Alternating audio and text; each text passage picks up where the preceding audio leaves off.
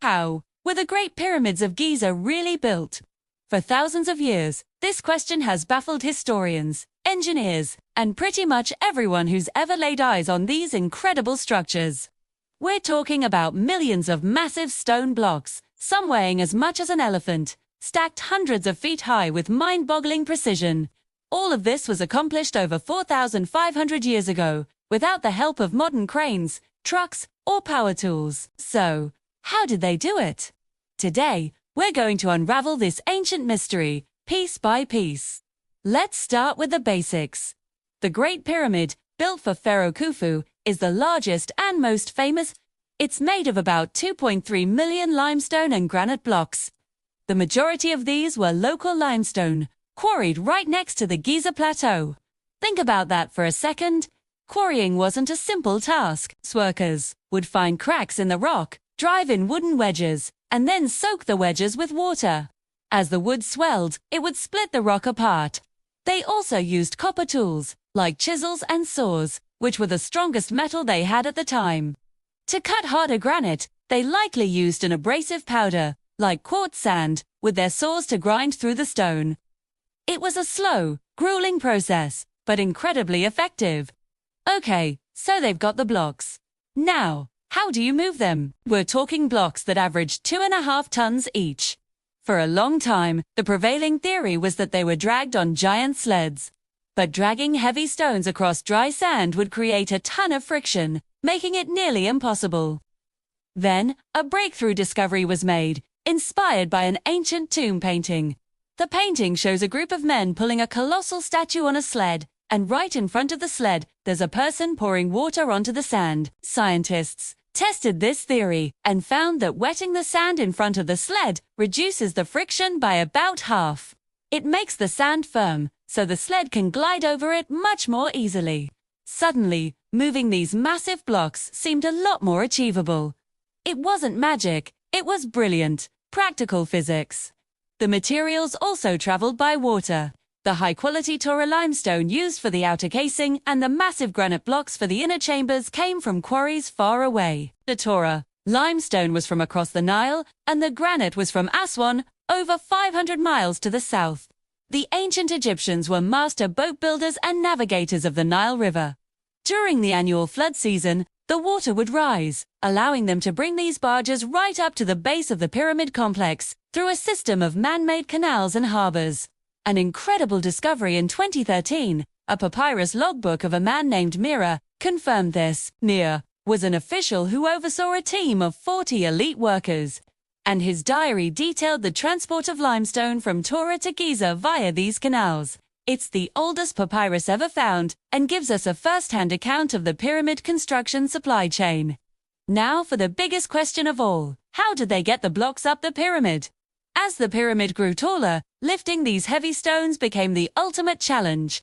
The most widely accepted theory involves ramps.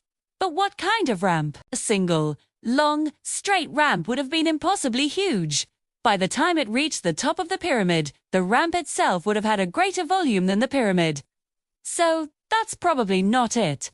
Archaeologists have proposed several more plausible ideas.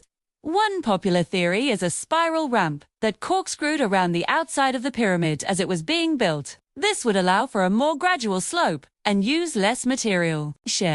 Another idea, put forward by French architect Jean-Pierre Houdin, is an internal ramp.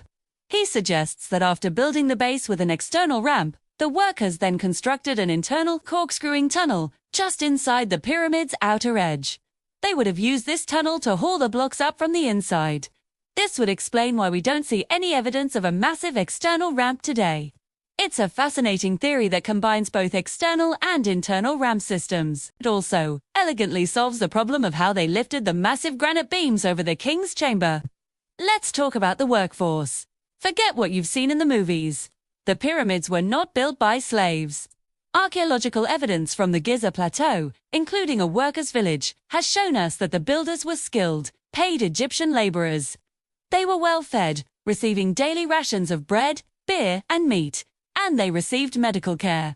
Excavations of their tombs show that they were buried with honor near the pyramids they helped build, a privilege not afforded to slaves. These were dedicated citizens, working on a national project of immense religious and cultural importance. It was likely a seasonal workforce, with farmers joining the project during the Nile's annual flood, when their fields were underwater.